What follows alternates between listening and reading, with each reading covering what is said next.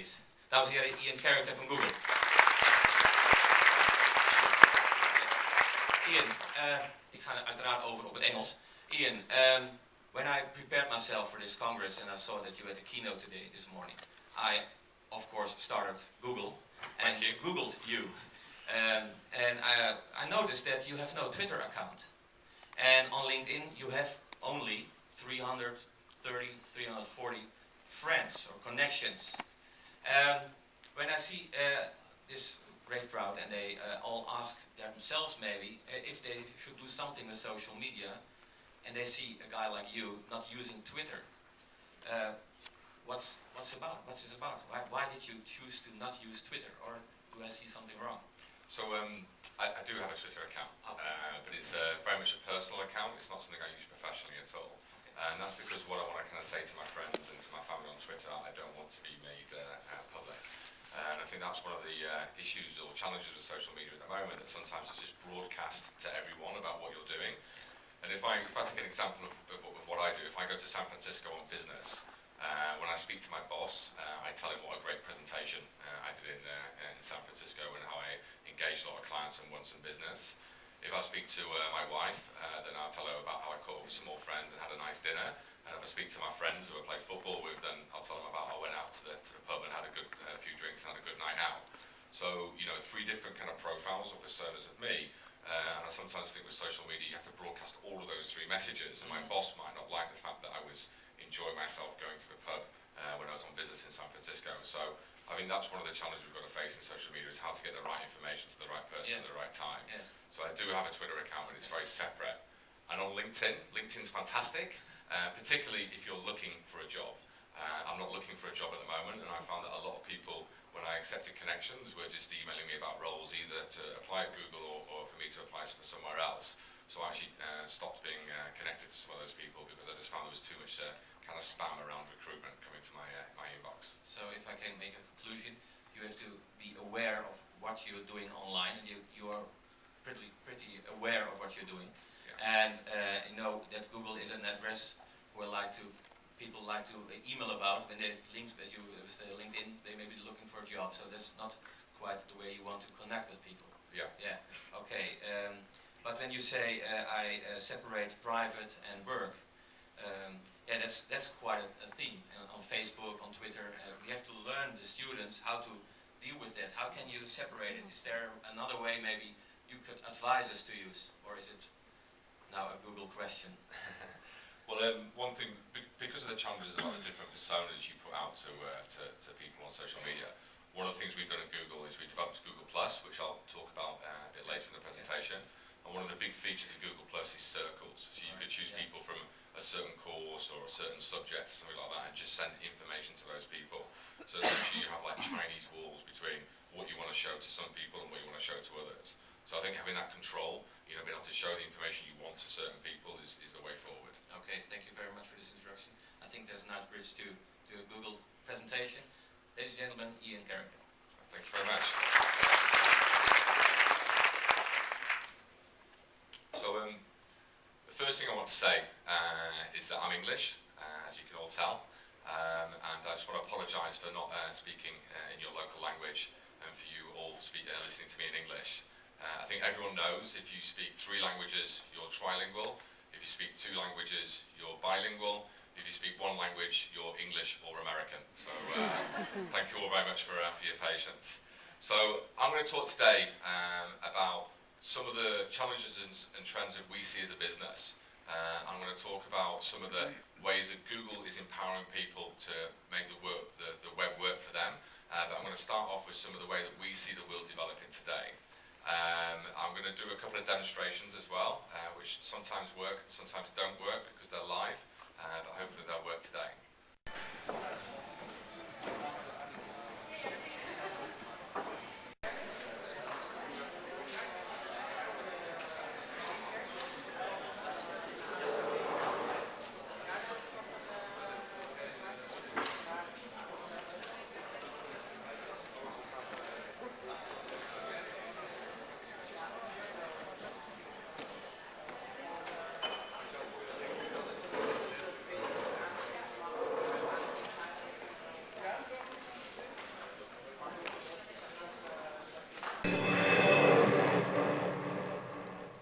Anna. Voor een open persoon kan het onthullen van een geheim meer schade opleveren dan het bewaren. Is misschien hier iemand die een geheim met ons wil delen? Heb je een vraag voor mij? Dus ik heb geen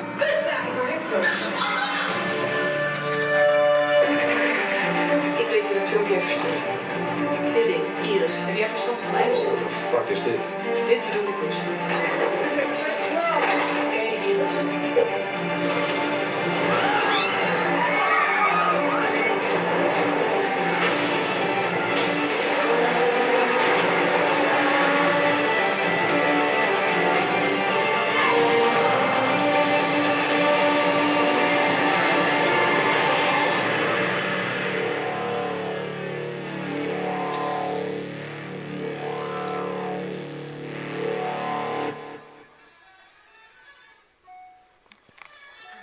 Dames en heren, een hele goede morgen. Mijn naam is Mukkelman. Ik ben vandaag de dagvoorzitter. Voor een klein moment, ik zal het zo meteen toelichten.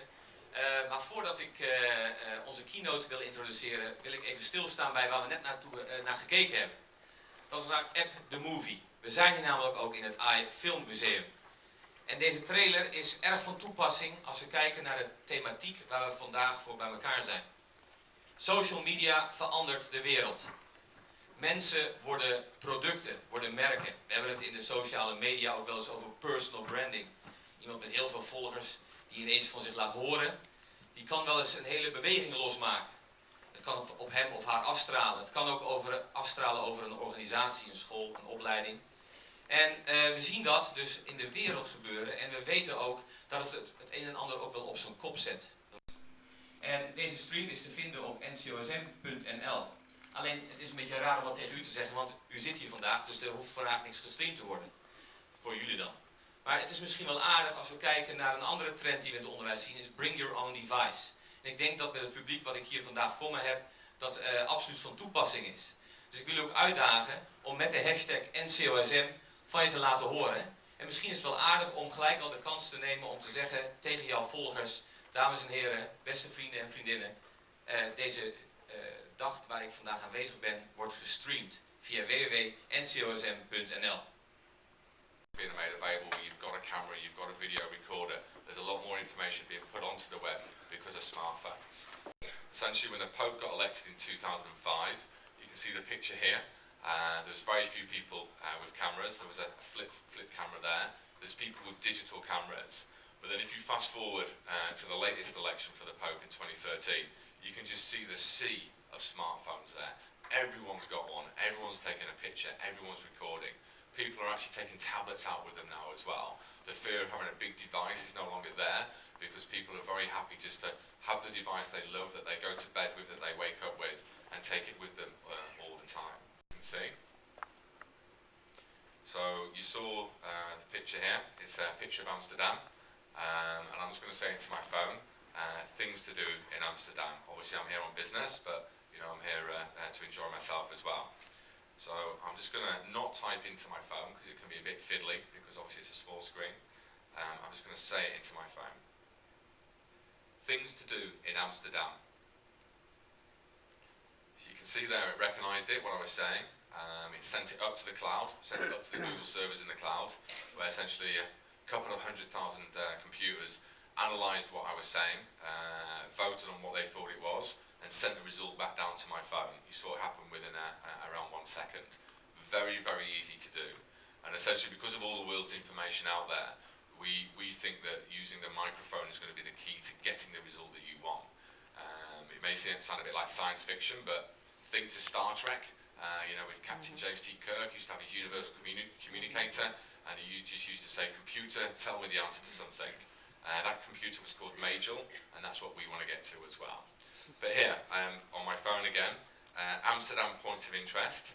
You can see here, there's things like the Anne Frank House, the Van Gogh Museum, the Amsterdam Arena. All very, very different things. But Google's very smart because it's attached a knowledge graph to these things. And we know all of them are tourist attractions. Even though one's a house, one's a sports arena, we know that's what people want to view. And we make it very easy for people to view it by having this carousel of information here as well. So you can just scroll all the way across and find out which one you want. And when you do want something, you can just click on it and it will take you through there to where the knowledge graph is and tell you information about it. So here you can see that the capacity of Amsterdam Arena is 52,342, and it tells you a little bit about where it is. But I just want to show you something else that we think is very clever. So if you have a very specific question about the Amsterdam Arena, because we've got that knowledge graph there, you can get the result that you want. So let's hope this one works. Capacity of Amsterdam Arena.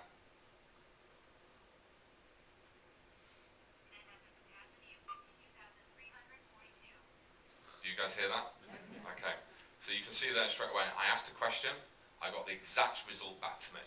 You know, and for people in education, that's what they want. If they're doing a research project and they want to know the answer to something, they want the information straight away, and that's what we're trying to give to people. It's orientated, and people can go online and look for it. This is actually a museum, a gallery near where I live in London, and rather than going there, if I wanted to check out the artwork to see if it's the kind of art that I like, then I can go to it first. I can hover over and I can find out what, hover over a particular picture and find out some information about one of them, or if I hover over another piece of art, I can find out more information about that one as well. So very simple and very easy to do. Again, it's kind of empowering people and bringing information for culture. So we think Google's very, very good for that as well. Speaking of culture, I just want to do another demonstration now, so hopefully this one will work. I'm from the north of England, so I'm quite tight with money. I like beer and I like football. My wife is far more intelligent than me. She did an art history degree, and she really likes her art. We were out for dinner just before Christmas, and essentially she went to the toilet, and this piece of art was on the wall, and I knew a lot about this piece of art. Does anyone know what this is or who drew it? Okay, I didn't know that either when my wife went to the toilet. But what I did is I got my smartphone out and I launched a product called Google Goggles, which is this one here. So if I just click on that, whoops, if I just click on this one, that was a test when it worked earlier, so hopefully it will work today. So essentially I launched Google Goggles. It's like a camera. I take a picture of the picture here. It's called the Raft of Medusa. I just take a picture there. You can see that it recognises it, it scans it, and it comes up with a search result. It recognises it as the Raft of Medusa.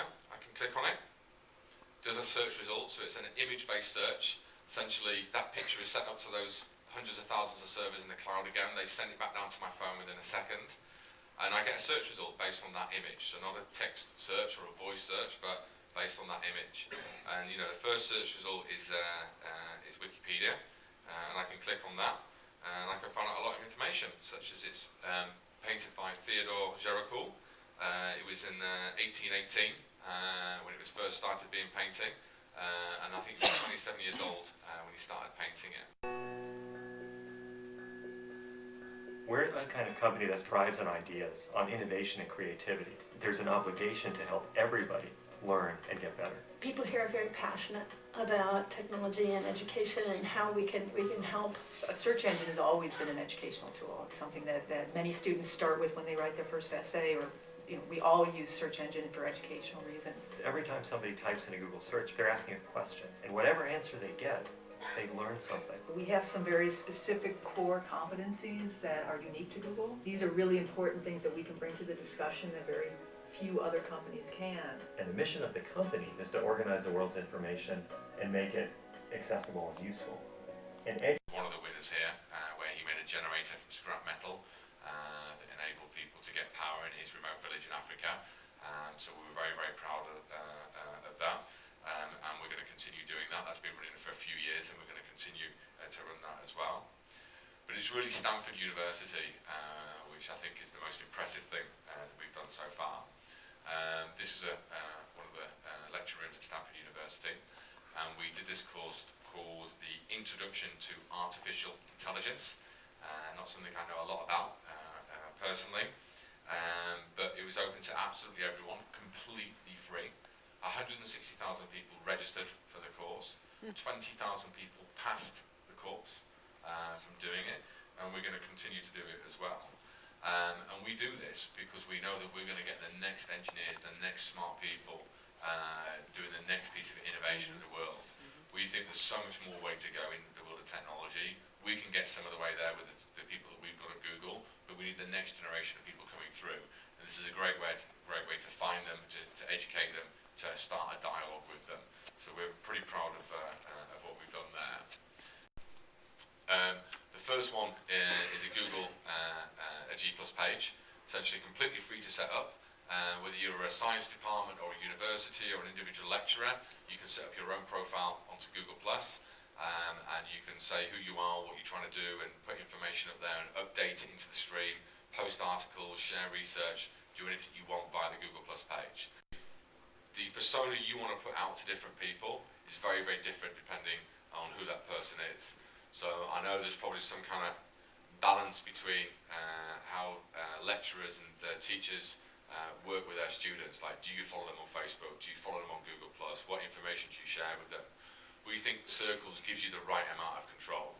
So you can just choose people who are in a certain kind of department, or maybe just go to the science teachers, the science students. Just create a circle with all the people in the science course and just share information about sciences to them. We've done with Google+ so far today. I'm going to run through a few Google+ Hangout examples for you. So essentially, you can teach, or students can attend without ever leaving home. You've got a very, very, very good video conferencing suite on there. The great thing about Hangouts on air is it's not one-to-one, it can be one-to-many. My colleagues in the front row can go through this presentation with me and tell me what was good and what was bad, and give me some great feedback. So thanks guys, I look forward to that. That's going to be good fun.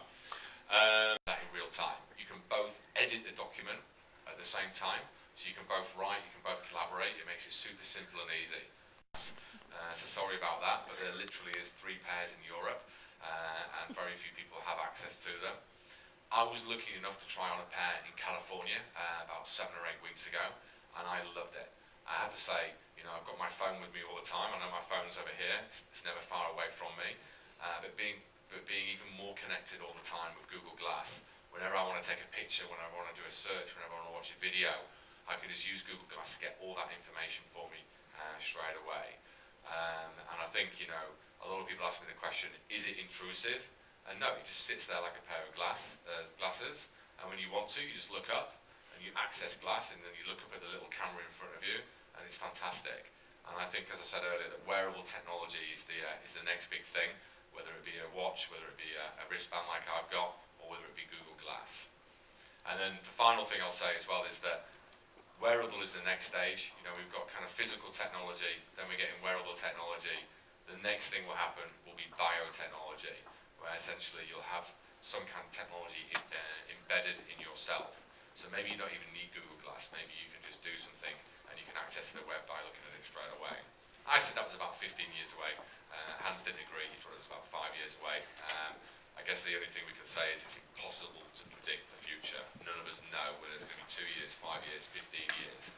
The rate of change is happening so quickly that no one can future-proof themselves. You can focus on the things that you really enjoy, which essentially is being with friends and family and loving and living. Concerns, because it actually helped him order his pizza much quicker and easier. In some areas, it won't be like that. There will be some real concerns. But at the moment, the industry and the jury is kind of out about how we regulate for this. But personally, I'm a believer in it. I want my life to be as easy and as smooth as possible. And having things known about me on the web, so that when I buy things and I order things, it knows what kind of things I like. I'm very, very happy with that. But I know it's a big area of concern. Yeah. Question over here.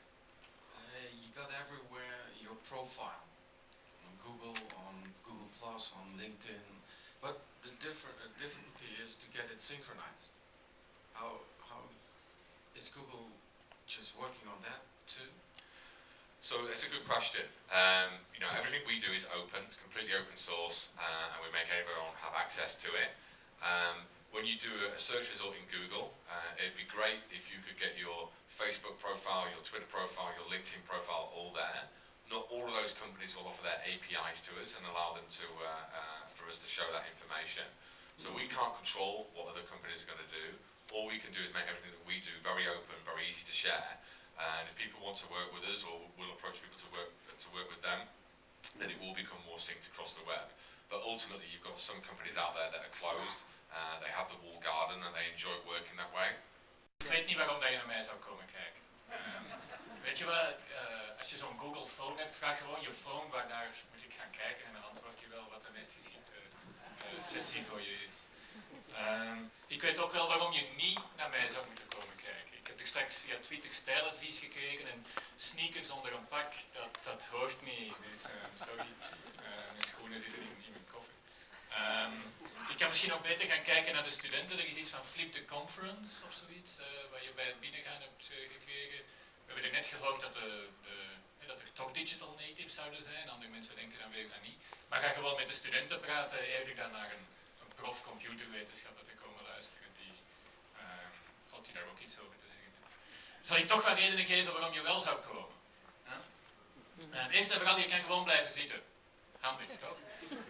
Ten tweede, ik ben Vlaming, zoals je al gehoord hebt. Dus ik heb wat ik soms van jullie hoor, een sappig accent. Als het inhoud dan op niet veel trekt, dan heb je dat toch gehad. Heb je ook 2 buitenlandse speech gehad. Dat is ook wel goed.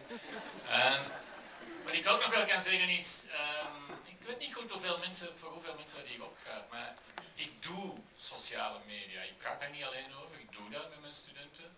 Ik heb zowel MOOCs, Massive Open Online Courses, gedoseerd, als dat het woord is dat je daarin kan gebruiken. Ik heb ook zo lesgegeven, niet aan 160.000 mensen, want ik ben geen prof aan Stanford en ik doseer geen artificiële intelligentie.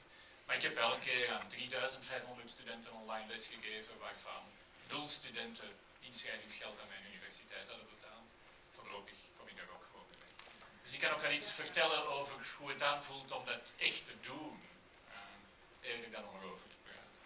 En als je wil weten wat ik daar dan over wil vertellen, dan moet je maar vooral komen, dat ga ik nu niet weggeven. Iets waar ik ook wel over zal vertellen is in die MOOCs en in andere dingen die we doen, tracken we heel veel. Vind ik zelf angstaanjagend veel. En ik denk dat dat de toekomst is van het onderwijs. Van het lager onderwijs, van het middelbaar onderwijs, van het hoger onderwijs, van het voortgezet onderwijs, van het levenslang leren. En ik denk dat u iets wil horen over de toekomst. En je moet vooral ook de volgende sessie komen, niet wachten tot de tweede keer, want als je het dan in orde vond, dan kun je erna nog een keer. Good morning everyone, excuse the English again. As you probably gathered from my question just now, I'm also from the UK. Some of you might remember me from last year as well, those of you that were here.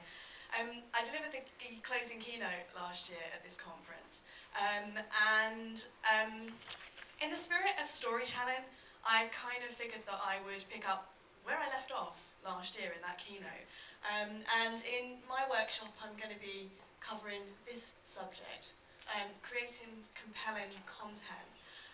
My workshop really focuses on marketing and communications, use of social and digital media. So I know that some of you here are here with learning and teaching objectives.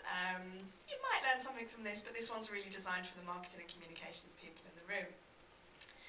My starting point when we're thinking about content with social media is really here to remember that in education we very much work in a serious business.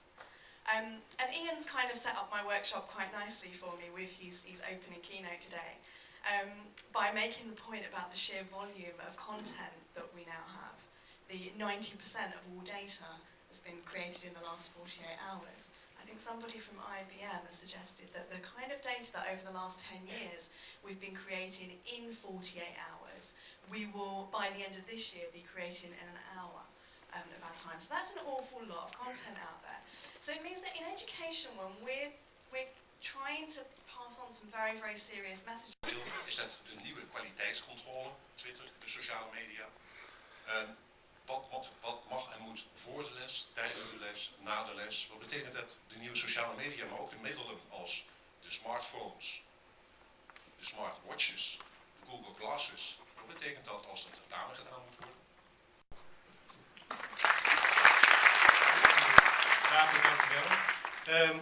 Ik laat die tijd maar even doorlopen, want de ontwerper heeft er vrij veel tijd aan besteed. En het einde is zo leuk, maar iedereen heeft aan zijn tijd gehouden, dus ook zo meteen als jullie wel werken, want ik ben zeker nog wel 2 minuten aan het woord, ben ik wel. Het is eigenlijk te veel en te goed. En daar schaam ik me eigenlijk wel een beetje voor, want nu moeten jullie zo meteen gaan kiezen. Dus veel succes daarbij. Het is zo dat er ook nog een bijzondere sessie is die niet is gepitcht, maar waar ik jullie toch heel nadrukkelijk voor zou willen uitnodigen.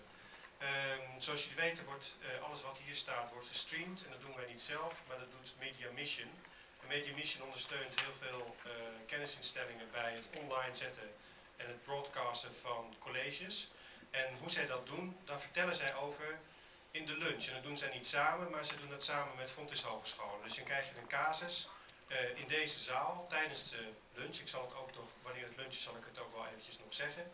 Je kunt gewoon je bordje meenemen. Het is ook niet de hele lunchpauze, het is 20 minuutjes, maar ik wil jullie nadrukkelijk uitnodigen daarvoor. Dan, vorig jaar, toen dit congres bij de partner in Holland hielden, toen kwamen de mensen gedurende de dag naar me toe van, waarom zijn er geen studenten?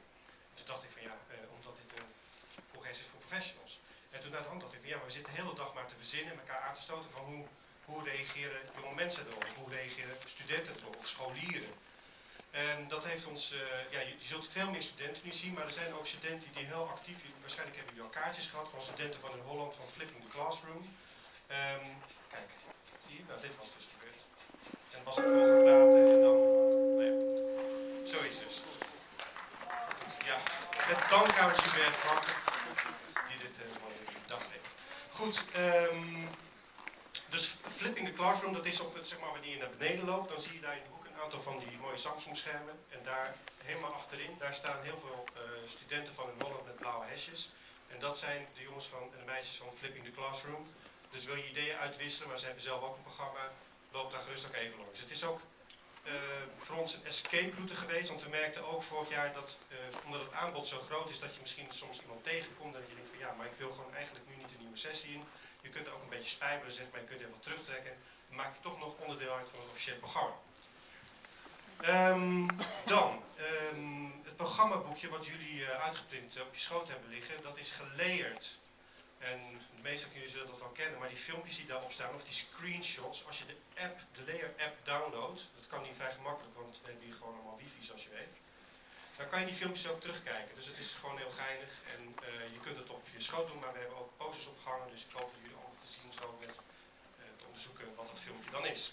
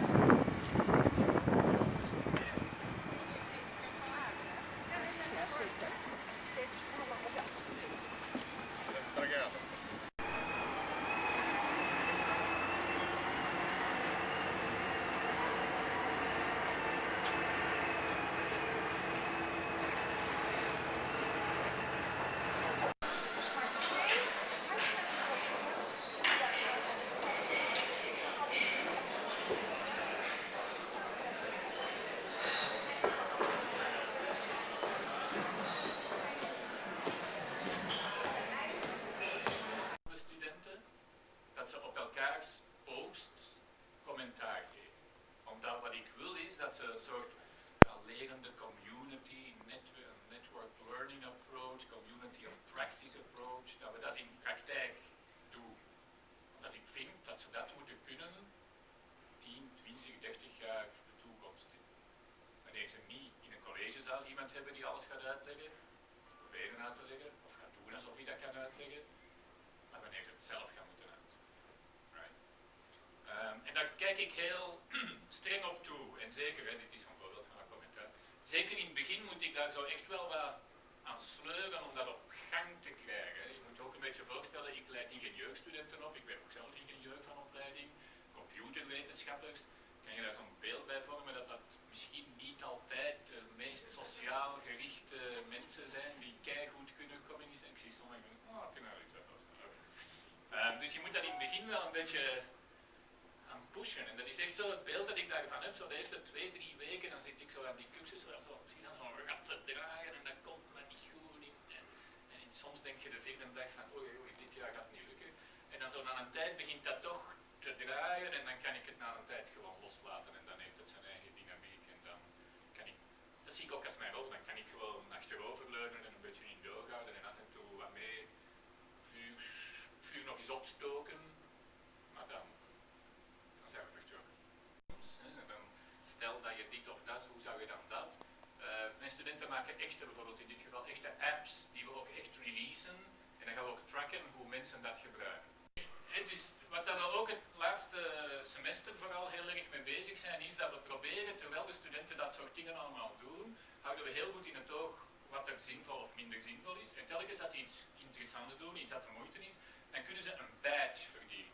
Ik weet niet hoeveel mensen er hier in scouting geweest zijn, maar dat is letterlijk hetzelfde als ik was vroeger. Ik vond het wel tof om te doen. Ik was vroeger ook scout en vanaf dat je een mastworp en een platte knoop kan doen, met touwen zo, dan krijg je ook bijna een badge op je. En dus dat is helemaal zo, het idee is dat we de studenten ook op die gelijkaardige manier eigenlijk proberen voortdurend te bevestigen in de dingen die ze bereikt hebben. En zodra ik zei, nee, ik heb daar wel van gehoord, maar dat is niet iets wat ik doe, dan zei ik, dat is goed, dan kunnen we dat afzetten. Want dat creëert gewoon enorme belasting op de servers, omdat dat op een heel onhandige manier gedaan was. En dus na een paar uur stond er dit soort bericht op die website.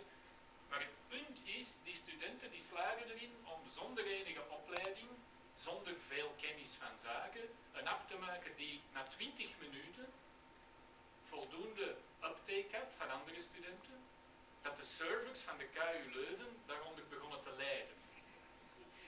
Ik weet niet hoe dat ging. Dus nadat ze, wat was het, 297 likes hadden verzameld en misschien 50 of 80 studenten dat aan het gebruiken waren. Op dat moment begonnen ze op Facebook te zeggen van we gaan dat nu een beetje pushen in de associatie KU Leuven, dat is het grotere geheel rond KU Leuven, dat is 100.000 studenten. Je kunt je voorstellen dat die mensen van de IT-dienst heel erg zenuwachtig waren, van 27 of 40 gebruikers hebben wij last en die gaan nu 100.000 man proberen aan te spreken. En ze begonnen te praten over, misschien moeten we dat ook eens doen voor de Universiteit van Antwerpen. Ja. Dus ze hebben dat terug afgezet en er waren ook wel veiligheidsissues mee bijvoorbeeld, een paswoord ging minder clear erover. Maar het punt is, dat staat al 8 jaar denk ik op de agenda dat we iets moeten maken dat gebruiksvriendelijker is voor de studenten. En dat kunnen we niet, en nogthans dat is een dienst met heel goede mensen die heel hard werken, maar we krijgen dat niet voor elkaar om dat uit te rollen. En 4 studenten die nog niks weten, die doen dat even zo tussen de soep en de patat door, zoals wij in maken. Maar er is geen opdracht voor hun, ze moeten dat niet doen voor hun cursussen, of ze doen dat gewoon als hobby. En die kunnen dat wel. Dat is heel bizar en heel, ja, ook wel een beetje angstaanjagend. Een van mijn studenten blogde dan daarover en zei, en dan kan ik beslissen of ik het daarmee eens ben of niet. En ik zeg, Google doet dat redelijk goed, vind ik. Want we hebben daar in de tijd nog wel over nagedacht. Er zijn nog wel wat andere principes. Naast transparantie, wat ik het belangrijkste vind, is bijvoorbeeld portabiliteit ook een belangrijk principe. Het idee dat ik kan zeggen, geef mij alle data die je van mij hebt terug en vergeet wat je van mij mist. Ik weet niet of je dat weet, maar Google doet dat ook, biedt dat ook aan. Wat noemt, klinkt een beetje raar, maar de Google Data Liberation Front. Je kunt letterlijk naar Google gaan en zeggen, alles wat je van mij weet, geef dat hier. En dan krijg je dat zelfs in een machine readable formaat dat makkelijk te interpreteren is op software. Je kunt dat als JSON krijgen of als XML. En dan kun je aan Google zeggen, fijn, en nu wil ik dat je zegt, Erik, daar kennen we niks meer. En dat is heel belangrijk om een aantal andere redenen ook overigens. Als je fair competition wilt, dan is dat ook heel belangrijk. Want wie kan er nu in godsnaam nog met Google concurreren als die, in mijn geval, denk ik, hebben ze data van mensen sinds 1998 of zo. Kan dat? Al heel lang. Dat straks eens gaan zien, dat is misschien wel lang. Dus je doet dat dat gebeurt in een alpha-context en het is mislukt. Veel van wat ik doe mislukt ook. U vroeg naar een voorbeeld waar het wel lukte in Leuven met beta-mensen, met alpha-mensen. En het antwoord is, ik werk helemaal niet zoveel samen met andere mensen in Leuven. Ik werk heel veel samen met andere mensen, maar helemaal niet zo heel veel in Leuven. Dus ik kan u niet direct een voorbeeld geven. Maar ik geloof niet dat het iets te maken heeft met alpha of beta. En waarom niet? Omdat volgende sessie ben ik niet lunch begint, die langzamerhand aan jullie voorbij aan het gaan is. Want die is echt al bezig. En gaat hier ook een lunchsessie beginnen. Sterker nog, die zou eigenlijk al begonnen moeten zijn. Vandaar dat ik nu wat in de binnenkom. Pak gauw een bordje en schiet meteen terug hier voor MOOCs van de Universiteit Tilburg. Samenwerking met Media Mission. Pak gauw een bordje. Maar dank u wel.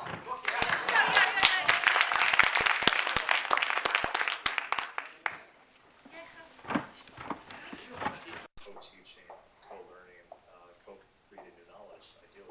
Yeah, but Joachim, don't we as human beings need a little bit of structure as well? Because when you can learn all the time and when you can learn everywhere, you can't do it as well. Well, it depends who's creating the structure. As individuals, we can create structure, or the structure can be externally driven. We've been operating very much on the assumption that if we're not told what to learn, we're not going to learn anything at all. And there are models and schools out there that really challenge this notion, which was, brought into our systems without really any real scientific basis at all. But it's just become a part of our culture and our assumptions of how we operate. That explains it all, yeah. It's a shame. Yeah, of course it's difficult for us. But I can't help you as well, Sana. But please stay with us. Because voor de people here, als je dit onderwerp geïnteresseerd bent, de site die ik heb, die heet Fast Moving Targets. En we hebben Sanne daar een jaartje geleden, denk ik, geïnterviewd over hoe hij in die tijd, en ik weet dus niet of hij nu alleen op vrijdag les geeft, of dat hij verder nog weer meer les geeft, maar hoe hij zeg maar, de technologie in zijn dagelijkse praktijk van lesgeven inzet. En dat had ik natuurlijk graag nu laten vertellen, maar ja, dat moet dan een ander keertje gebeuren. And the next thing we do is we try to find a way to teach social media or to use social media for teaching and learning, and it is something I do not believe in. Twitter was there all of a sudden. It was just slumbering for a while. All of a sudden, all of us got it and went on, and we just did it like that. Two separate things. Someone is learning and someone is teaching, but they never meet. They don't teach in the same way that people want to learn.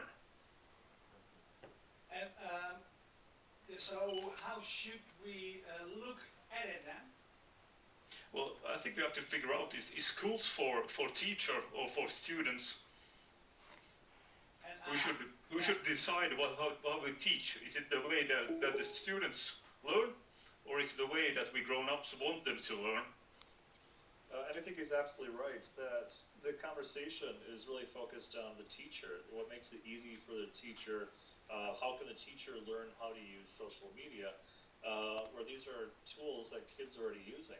Of what happens in education at all. When I look around at the schools I've been working the last couple of years, I seen well, there's so much space between what people in technology and education and that are surrounding education actually are doing, and what education itself is doing. Because wherever I come and which school I work, I've been working as a substitute teacher for like 2 or 3 years now. And at every school I came, they still talk about ICT. Naar 2 keynotes. 1 opende keynote die heel erg gaat over de toekomst van social, de toekomst van mobile. En een sluitende keynote die gaat over de toekomst van onderwijs. Nu is het zo, toen we ons verdiepten in toenemende mate, want we zijn echt een jaar bezig geweest om het programma samen te stellen. Wat is nou de essentie waar social media en collaborative technologies is een term die ook een aantal keer voorbij is gekomen. Wat is nou de essentie op onderwijs? Wat is nou de impact? En ik denk dat die extreem groot is. Ik denk dat die bijna net zo groot zal zijn als de MP3 op de hele muziekindustrie.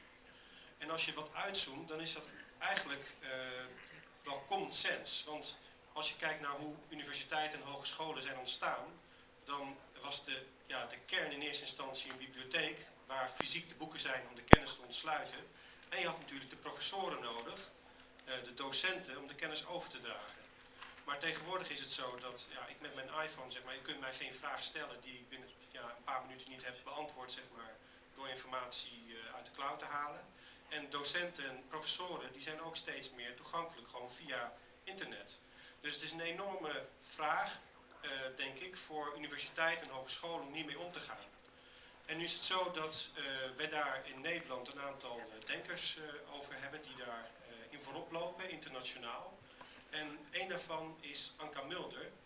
Zij is een aantal jaar president geweest van het internationaal consortium van Open Educational Resources. Dat is een samenwerkingsverband van universiteiten die zich, als ik het vertaal in mijn eigen woorden, eigenlijk met dit vraagstuk bezighouden van hoe kunnen wij nu onszelf opnieuw uitvinden. En ik denk dat het geen toeval is dat zij met haar visie en passie over dit onderwerp. Recent is toegetreden tot het college van bestuur van de Technische Universiteit Delft. En ja, wij zijn bijzonder trots dat Anka hier het congres wil sluiten. Ik vraag u aandacht voor Anka Mulder. Hartelijk dank.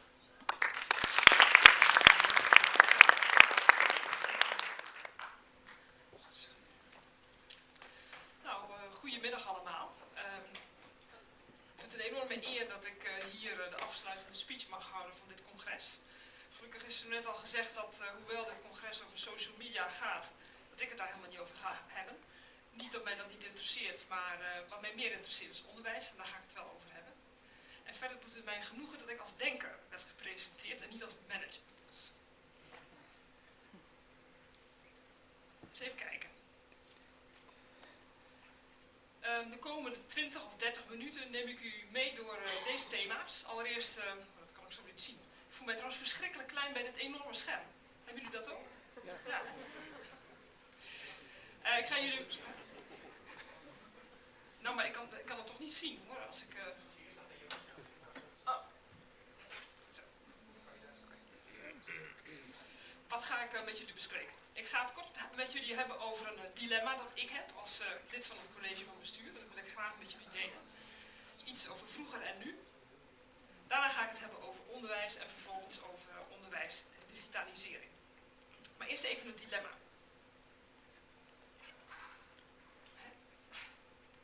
Zo.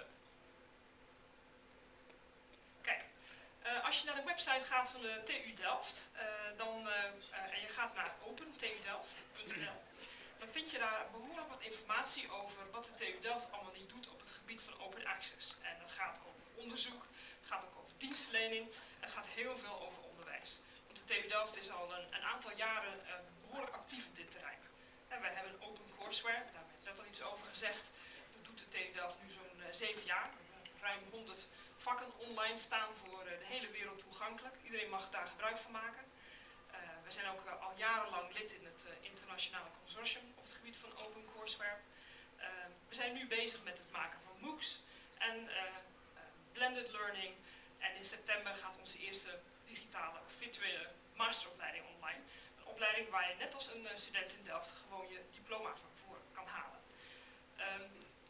Dus wij stoppen daar heel veel menskracht in en ook heel veel geld, kan je je voorstellen. Hè? Maar nu kom ik dan bij het dilemma. Wat nou als het allemaal een hype is? Hè? Net zoals deze schoenen die je hier achter mij ziet. Die zijn toch nu, mag ik aannemen, ook niet meer in de mode. Wat nu als blijkt dat, ondanks het vertrouwen dat wij hebben in deze ontwikkeling, dat we het mis hebben. En wat is dan het dilemma?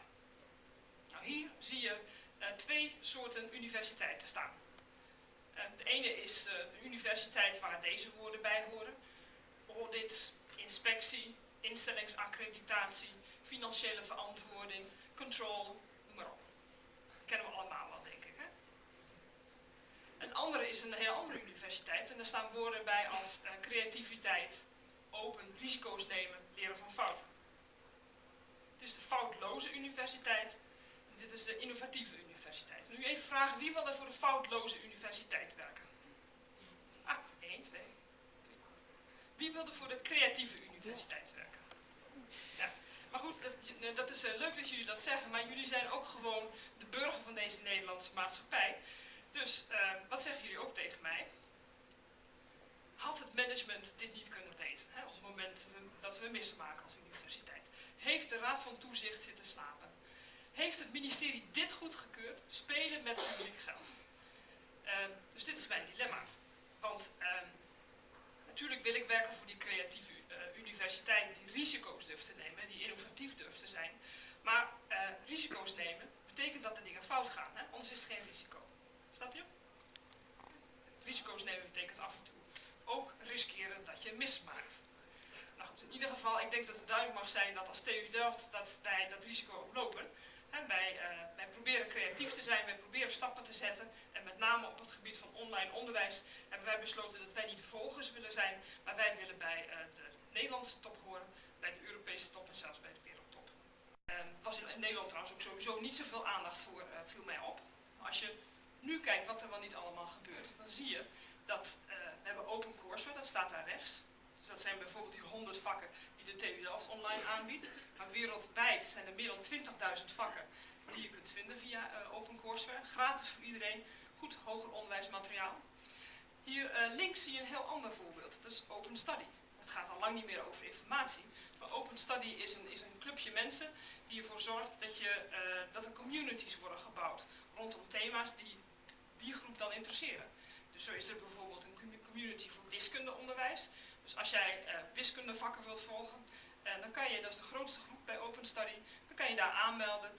Heeft volgens mij zo'n 100.000 of 80.000 deelnemers. Je gaat het materiaal online bestuderen. En op elk moment dat jij eens een keertje vastloopt in je stof, en dan typ je je vragen in. Of als je even niet gemotiveerd bent, typt iets in. En binnen no time heb je een reactie van iemand die dit ook bestudeert. Die misschien in India woont, of in Amsterdam, of in de Verenigde Staten. En ik weet, voel je dus niet schuldig als je het niet weet. Wie heeft er nog niet van de MOOC gehoord? Dat kan heel goed. En nu, jij durft tenminste je vinger op te steken. Goed zo. Die is de één die de vinger opsteekt, nog iemand die niet van een MOOC heeft gehoord. Prima. Nou, dan ga ik toch heel even zeggen wat het is. Geen lange uitleg. Een MOOC is een Massive Open Online Course. 2 jaar geleden is er 1 universiteit geweest die daar voor het eerst mee startte. Er waren 2 hoogleraren gelieerd aan Stanford University in Amerika. Die dachten van, goh, we gaan dus 3 vakken online zetten. En, ze hadden er niet zoveel reclame voor gemaakt, wat mails rondgestuurd. Een van die vakken was kunstmatige intelligentie. En ze dachten, nou eens kijken hoeveel mensen zich zullen aanmelden. Ze hadden gedacht, dat zullen er best wel veel zijn. Dus ze dachten een paar duizend. Toen bleken het er 160.000 te zijn. Dus 160.000 studenten voor 1 vak. En dan ook niet van een universiteit die niemand kent, maar Stanford. Dat is een van de beste universiteiten in de wereld. Universiteiten daar zelf in hebben gestopt, geld in hebben gestopt. De TU Delft heeft hierover nagedacht, wat zullen wij nou doen? Wij zijn lid geworden van edX. Dat betekent dus ook, weer even terug naar het woord risico, wij hebben daar ook geld in gestopt. MIT en Harvard hebben er $60 miljoen in gestopt. Dat hebben wij natuurlijk niet gedaan, want zoveel geld hebben wij niet. Maar waarom zijn die platforms nou zo belangrijk? God, blijf het doen. Zo. Okay.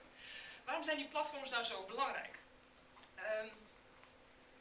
Als je googelt en je zoekt, dan ga je meestal kijken op de eerste bladzijde, of misschien kijk je nog op de tweede bladzijde van Google. Dat klopt toch? Waar je in ieder geval niet meer zoekt is op bladzijde 187. En wat deze platforms gaan worden, zijn niet alleen netwerken van kennis, waar instellingen kennis over online onderwijs met elkaar gaan uitwisselen. Wat deze platforms worden, zijn de zoekmachines van het hoger onderwijs. Van mijn kinderen dan binnenkort. Het gaat ook de didactiek veranderen. De TU Delft is op dit moment bezig met het ontwikkelen van een aantal MOOCs. En wat ons opvalt is dat hoe docenten anders gaan nadenken over het onderwijs. Opeens, waar wij vroeger altijd moesten zeggen van nee, je moet wel denken in termen van eindtermen en leerdoelen. Nou, dat deden ze natuurlijk nooit. Nu zie je dat ze nadenken over, moet dat vak dus in zoveel weken knippen. Kijk, als ik die filmpjes ga maken, dat zijn filmpjes van 5 minuten. Wat moet dit kleine stukje film bijdragen aan de einddoelen van dit vak? Dat is echt een ongelooflijke verandering. Wat we ook merken is dat ze denken van, ik maak die MOOC wel voor de buitenwereld. Dat is heel erg belangrijk. De reputatie van mijn eigen instelling, met de naambekendheid van mijzelf en van mijn vak wordt vergroot. Maar ik kan het natuurlijk net zo goed gebruiken voor mijn eigen vak en mijn eigen studenten op de campus. Maar als ik dat doe, dan vraag ik zo eerst het materiaal te bestuderen. En dan ga ik mijn contacturen echt op een hele andere manier gebruiken. En hoewel ze het woord niet kennen, flip the classroom, is dat exact wel wat ze doen. Een andere verandering is de rol van de universiteit. Nu al is het zo dat MOOCs worden aangeboden in het reguliere onderwijs. Als dat zo is, nu al is het zo, dat er een enorme discussie is losgebarsten in de Verenigde Staten, waar docenten bij sommige universiteiten bang zijn dat ze hun baan gaan verliezen. Ik weet helemaal niet of dat het geval is, maar wat je heel goed kan voorstellen is dat als zoveel informatie online staat, als zoveel onderwijsinhoud online staat, als zoveel tests en tentamens online staan, dat universiteiten gaan nadenken, HBO en instellingen gaan nadenken over, wat is dan nog de rol van mijn instelling? En tenslotte gaat het de kwaliteit verhogen. En daar wil ik een kort verhaaltje over vertellen. En dat is ook een van de laatste dingen die ik dan zal doen hier. Ik was een paar weken geleden uitgenodigd om naar een conferentie in Boston te gaan. En dat ging over hoger onderwijs en digitaliseren. En daar zaten alle college van bestuurleden van die Amerikaanse top instellingen. Harvard, MIT, Berkeley, noem maar op. En er was ook een spreker. En een van die sprekers was Thomas Friedman. En Thomas Friedman is een journalist van de New York Times die hele leuke boeken schrijft. Hij schrijft boeken over het effect, over van alles nog, maar onder andere het effect van digitalisering. En hij gaf een voorbeeld van wat hem was overkomen. Hij zei, ik sprak laatst met een hoogleraar van Harvard, die werkt aan de Harvard Business School. En aan de Harvard Business School wordt een vak gegeven, het is een basisvak accountancy. Kan je je voorstellen, want dat hoort natuurlijk in zijn opleiding thuis. En wat hem was opgevallen, was dat er steeds minder studenten naar dat vak gingen. Want wat die studenten deden, was allemaal dat vak online volgen bij de Brigham Young Universiteit. Die kennen jullie denk ik niet, hè? Wie kent de Brigham Young Universiteit? Nou, toch nog een paar. De Brigham Young Universiteit is een Mormoonse universiteit in Utah. En is natuurlijk veel minder bekend dan Harvard. De reden waarom studenten naar dat vak gingen bij de Brigham Young Universiteit was omdat het veel beter werd gegeven. Gewoon kwalitatief veel beter dan het superdure toponderwijs van Harvard, waar studenten $40.000 tot $50.000 per jaar voor betalen. Nou, zei Thomas Friedman, dat is eigenlijk heel gewoon. En dit zal in de toekomst alleen maar meer gebeuren. Hè, dat kwaliteit wordt ontzettend zichtbaar. Dit was het citaat dat ik daarvan heb opgenomen. Hij zei, when the outstanding becomes so easily accessible, average is over. En dat is iets wat universiteiten zich ontzettend in hun oren moeten knopen. En hbo-instellingen ook. De student gaat hier zeker bij winnen, maar wij als instellingen, nou, dit is een grote waarschuwing voor ons.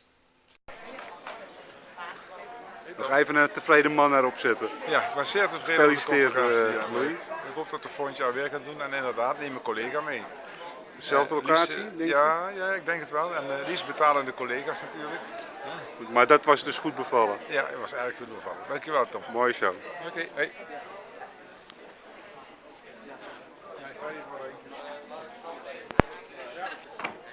Goed gedaan.